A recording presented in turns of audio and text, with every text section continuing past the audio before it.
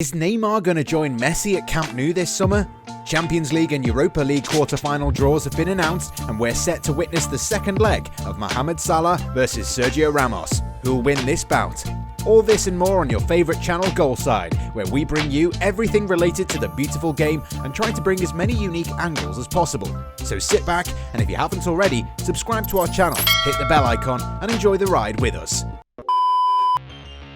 Guardiola has no Sancho regrets. We're going to discuss the Champions League draws in greater detail later in this video, but first, let's talk about the return of Jadon Sancho to Man City.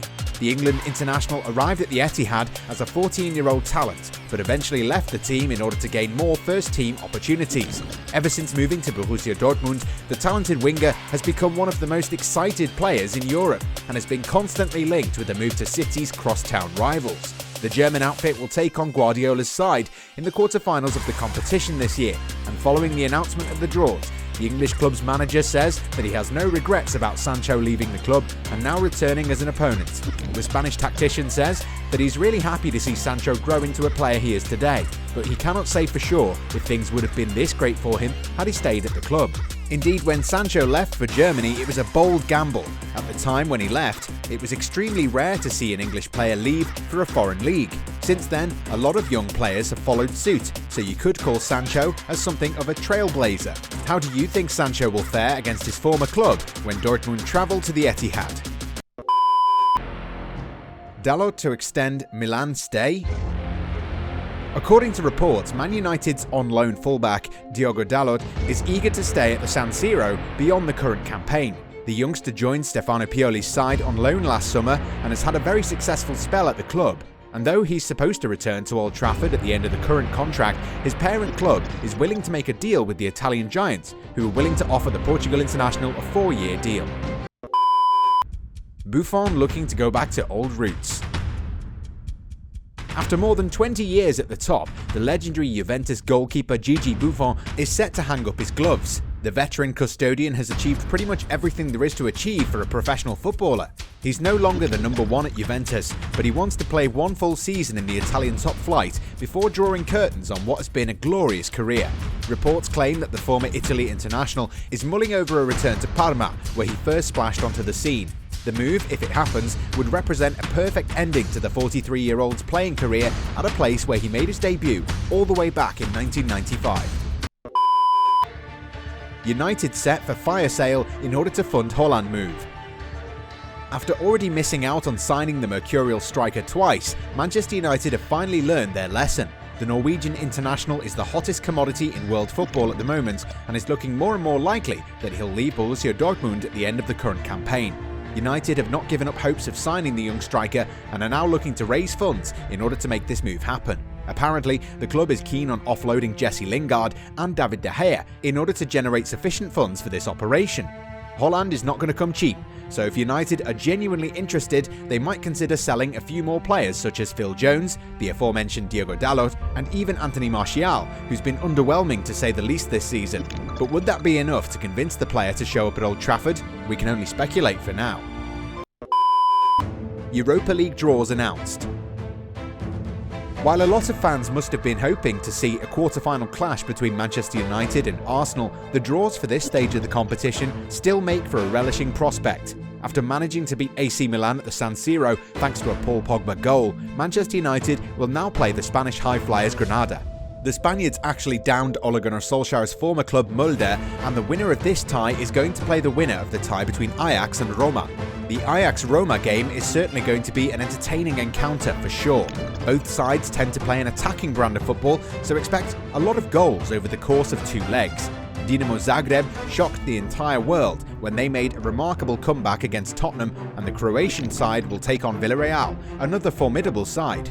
The winner of this tie will play the winner of the game between Arsenal and Slavia Prague, who defeated Steven Gerrard's Scottish champions Rangers in the previous round.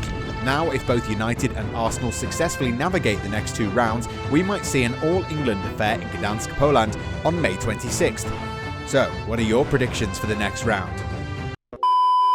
Liverpool and Real Madrid renew acquaintances. Remember that one time when Sergio Ramos and Real Madrid took on Liverpool in the final of the Champions League? that was quite a memorable affair for all the wrong reasons, wasn't it? First, Ramos made Salah tap out with a really great arm lock that would have made any MMA fighter proud. And then there was this guy named Loris Karius who reminded us of the glitches that EA Sports FIFA 98 used to have all those years ago. So, the Champions League draws were announced and Liverpool and Real Madrid will face each other in what would be quite a clash. Both teams have some history and both aren't playing the best football these days. Liverpool's title defence has been snuffed out by injuries, inconsistency and more importantly, Manchester City, while Real Madrid blow hot and cold. We don't even want to predict what's going to happen in this encounter, but all we can say is that whoever faces either of these two in the semi-finals will be thinking that they have a great chance of reaching the final. FC Porto became giant killers once again after eliminating Juventus and would now be looking to repeat those antics at the expense of Chelsea. Porto boss Sergio Conceição has been very guarded about his team's expectations, but Vice President Vitor Baia, who won the competition under Jose Mourinho back in 2004, claims that his team are the favourites for the tie. Baia is very confident that his team has everything it needs to win, and to even try to lift the title for the first time in 17 years. Well, the Champions League has had its fair share of surprises, so if you want to bet on any team to down a giant, Porto would be the one. Manchester City will take on Dortmund, as we've already mentioned, and while on paper the citizens do seem to be favourites, you can never say for sure. Borussia Dortmund are not having a great campaign, but they found their moxie in Europe, and they know their way to goal. While their defence might be susceptible, when you have a player like Haaland in your team, you always have a chance to score a goal. This is why City would need to prepare meticulously against a team that literally has nothing to lose. Bayern Munich and PSG looks to be the most anticipated clash of the quarter-final stages, after the two featured in the competition's final last year. Bayern won that game 1-0, but with Mauricio Pochettino in charge, you could expect the French outfit to be a little bit more attacking in his approach. But in all honesty, it's kind of a bummer that we won't be seeing both of these two go further in the competition. So, how do you think these clashes are going to pan out? Here's our take. Porto to take the tie down to the wire, but Chelsea might have enough to seal a place in the last four. Bayern Munich might have gotten the better of PSG, but if the French outfit has a fit Neymar and an in-form Mbappe, then anything could happen. Real Madrid might nick this one against Liverpool, and City will continue dreaming of their first European title after earning a hard-fought win over the Germans. What are your predictions? Neymar to Barca or Messi to PSG? Wow, this transfer rumour just doesn't go away. One day we find out that both Neymar and Mbappe are trying to convince Messi into joining PSG, and now we're hearing that Neymar wants to return to Camp Nou. Now, it is the Brazilian's former agent who claims that the forward is eager to play with Messi once again. This agent in question seems very confident that Joan Laporta will convince the Argentine to stay in Spain and end his career there. He even says that Neymar would be eager to move back to Barcelona. This is getting way too much. Normally, we're not very critical of statements that agents seem to make, but has anyone given any credence to the financial side of things? Okay, we understand that the subject of football finance is kind of boring, but just because it appears boring and too pedestrian, it doesn't mean that it isn't important. As things stand, Barcelona are in a financial mess. They've got a huge amount of net debt, which is nearly $1 billion. Now, do you think that if you're drowning in debt, you'd make a luxurious purchase? No, of course you wouldn't. It would be highly irresponsible and kind of kamikaze. Barcelona have been financially irresponsible for a number of years, which is why the club is walking on thin ice. So if Laporta does manage to bring Neymar back to the club, and it's a big if, what would be the financial ramifications of that? Can the club afford to pay exorbitant wages for both Messi and Neymar? On paper, statements such as Barcelona having the capacity to bring back Neymar do look really nice, but in reality, they're as impractical as selling a young player to sign an old player. And yeah, Barcelona have done that too. So this move is not going to happen. Barcelona simply don't have the financial power to make such a move, and even if Laporta wanted that to happen, it would be a risky investment, since the fallout could be catastrophic.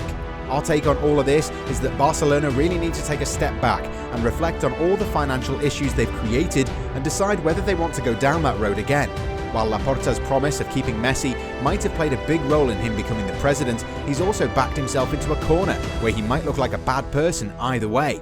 Keep Messi and fans are happy, while the financial issues continue to multiply. Let go of him and fans will feel alienated, but the club's financial situation would improve a little. Well, we don't envy the Barcelona president at all.